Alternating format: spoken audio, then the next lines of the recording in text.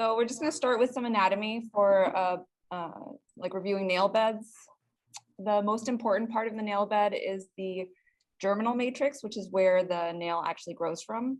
You also have the eponychium, which overlies the germinal matrix. Then we call the nail bed, the skin directly below the nail, and then there's the nail folds on either sides. Those are really the most important things. Indications for nail removal. So usually you'll have to remove the nail to actually check for a nail bed laceration. If you have injury to the nail plate, if you have a significant underlying fracture like a Tufts fracture, you can probably assume that there's going to be a nail bed laceration. And if there's injury that's involving the nail margin. There is some controversy. It used to be that they would just completely remove the nail if there was a subungual hematoma that was taking up over 50% of the nail. That's no longer recommended. Now the conservative management is recommended with management with trephination. So you can use either a needle, you can use the cautery tool. And the reason that we would actually do a nail bed lac repair and remove the nail is because you're trying to prevent deformity. Functionality could be affected. You end up with fractures that actually, the Tufts fractures, if you put the nail out and then you splint it again, you can splint the fracture as well. It helps the fracture heal, and you're trying to prevent soft tissue infections. So this is an example of a deformity that you could prevent if you take the nail out, you repair the laceration, and then you splint it again with either the aluminum that the sutures come in or the nail itself if it's still intact. There are complications to the nail bed lac repair. You can end up with a hook nail deformity, which you see there in the picture. There's going to be a lot of bleeding sometimes. You can have an infection, obviously pain, and ridging of the nail.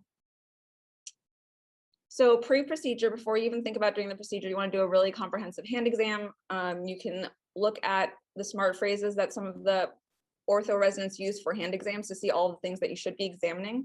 Or if you go on YouTube and look up hand exam ortho, there'll be a whole bunch of examples. You also want to do an x-ray to rule out an underlying Tufts fracture, especially if someone slammed their hand in a door, which is the way that a lot of these nail bed lacerations will present. Either that or hitting their nail with a hammer.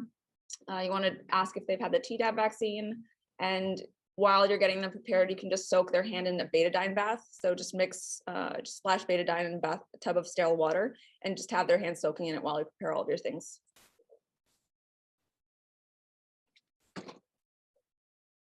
Oh, it stopped advancing. There we go.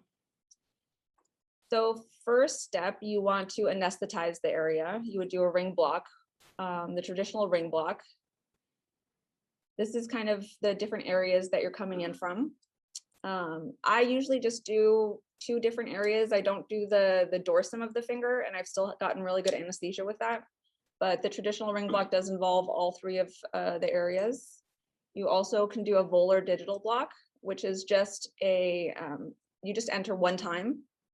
And it's a little bit more comfortable for the patient because they're not getting you're not sticking them 3 times basically, but there's not as good anesthesia to the dorsum of the finger. So if you are doing the nail bed lac repair, the traditional ring block is what's usually suggested. And you're using 1% lidocaine, typically no epi. Bupivacaine will give you just longer duration of anesthesia, and some people actually like to mix lidocaine and bupivacaine. Then you can tourniquet the finger. The way you can do that is you'll get a sterile glove, you'll cut off the finger, and then you cut the distal end as well, the fingertip, so you end up with the tube. You put it over the finger and then you roll it down to be at the actual joint, and it'll provide you with a nearly bloodless field. Ortho taught me how to do that. They also recommend it on MRAP, but you can only keep it on for 20 minutes. You want to remember to take it off as soon as you're done with the actual repair. Then you remove the nail. The way that you remove the nail is you insert the scissors just under the beginning of the nail plate. You have to spread the scissors gently. You do it all around. This is not for, this is a little much. First time I saw it, I almost fainted. Not a lot of things make me faint. It just made me think of like torture techniques. But you do spread the scissors Then you try to grasp it gently with the forceps and you pull on it to try to remove the nail.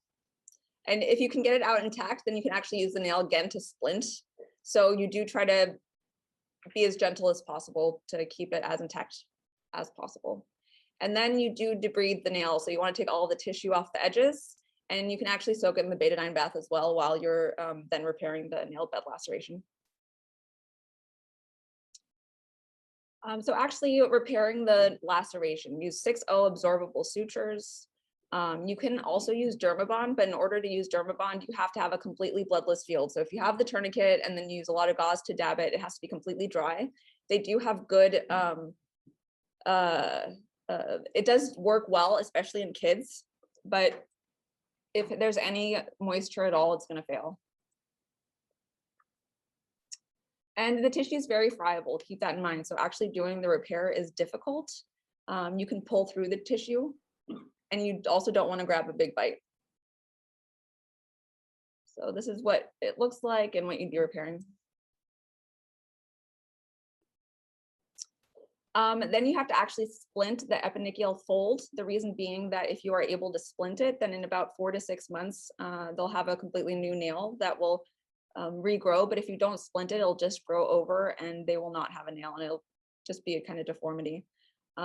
Some people don't care. You can ask them if they care about that or not. Most people do care though, especially on their hands. So then you can use the patient's debrided nail to kind of just push it back in, or you can cut a nail from the aluminum that the sutures come in. You do have to sew it down. You use chromic 2O. There's a couple of different ways of doing it. You preload the suture through the nail, because once you actually have the nail in, you have to use a fair amount of force to push the needle through, and you don't want to accidentally push it all the way through the finger. So you preload it. And the ones that I've seen ortho do, there's just one at the tip of the finger and then one suture at the eponychium as well. They don't get too fancy with it. And then release the tourniquet. That's a big slide. Yeah. So dressing, you want to use a lot of layers. So you have to use copious bacitracin over the actual nail. Then you want to use a non-adherent dressing, because when they follow up in ortho, one of the things that they told me is that the most painful thing for the patient is when we don't use non-adherent dressing and they have to try to remove it and it's stuck together. You can cut the non-adherent dressing into strips, and you kind of place it over the nail, the whole finger, the way that you would a splint. So it's one long strip and you wrap it over the nail this way. You can also use an occlusive dressing over that. The one thing, one of the times that I did this, there were 2 nails affected because he slammed his hand in a car door. So if you have 2 different fingers that you're wrapping, you just need to put some gauze in between them to keep it, the moisture out, and to keep it from kind of degrading the skin in between.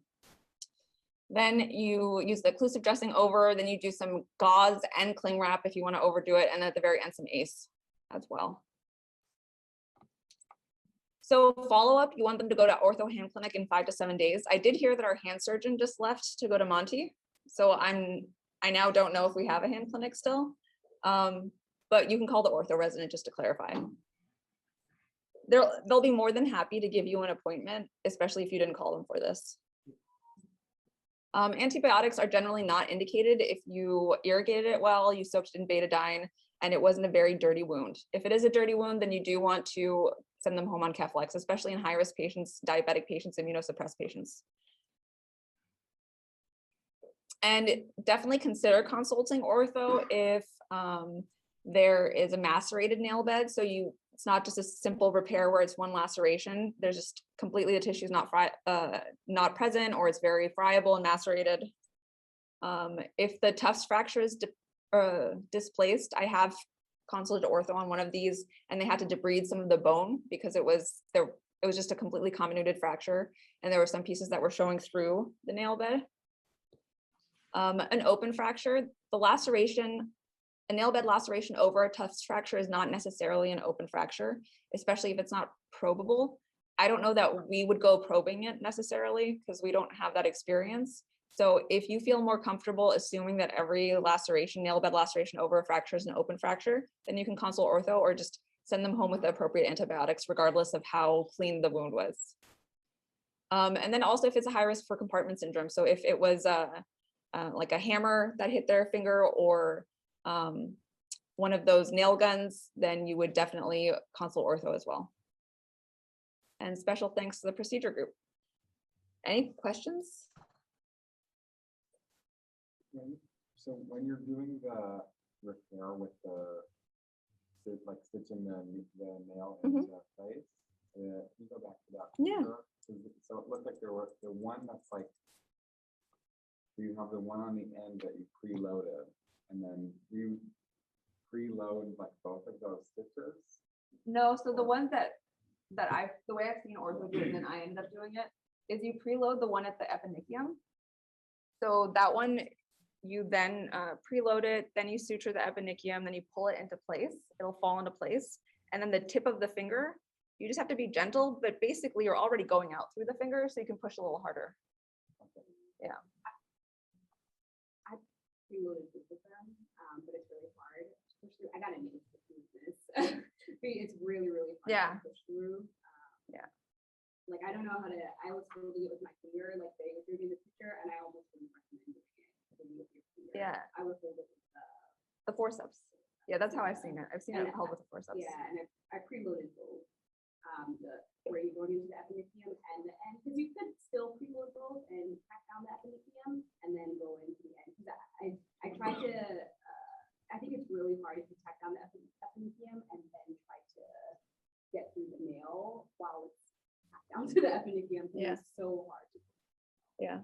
So Stephanie is just suggesting that you should preload both sides, just because it's so hard to actually get the needle through the nail.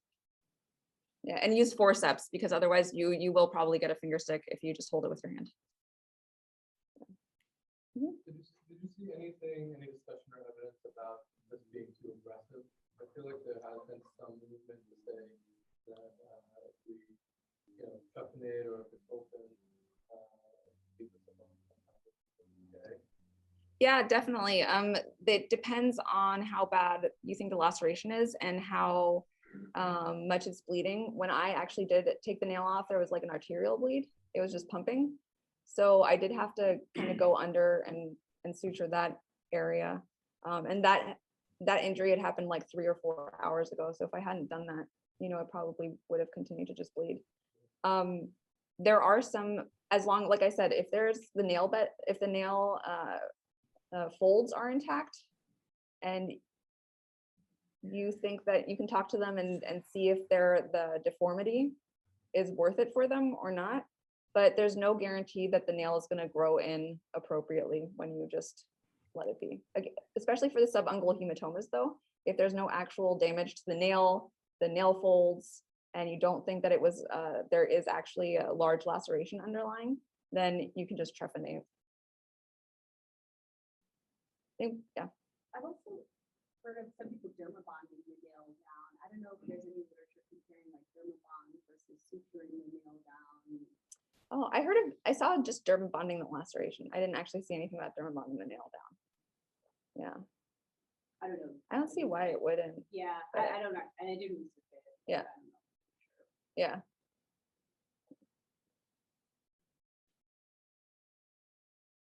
All right. Thank you.